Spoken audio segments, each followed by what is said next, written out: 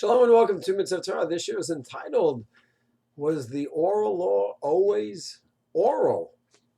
So many of us are familiar with the fact that it was always oral, given over from each generation to generation orally.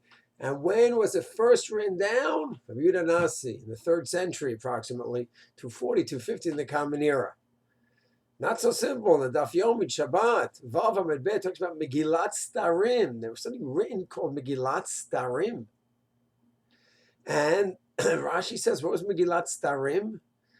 When a person would have a chidush, a novel idea, he would write it in Megillat Starim and put it away. It was the star, it was hidden, because publicly they weren't using the written Torah for the oral law.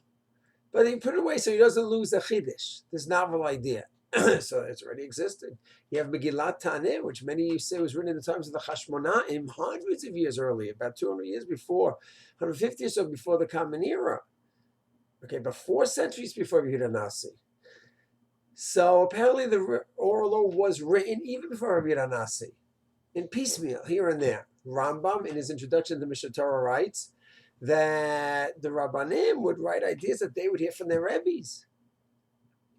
And people would write also ideas that they'd hear from their Rebbes. Essentially, Torah was oral. The Torah Shabbat was oral, but people would write down. He doesn't write like Rashi in our Gemara says that's to be a chidush, a novel idea. They heard something from the Masorah, they'd write it down. It just wasn't a public, formal work.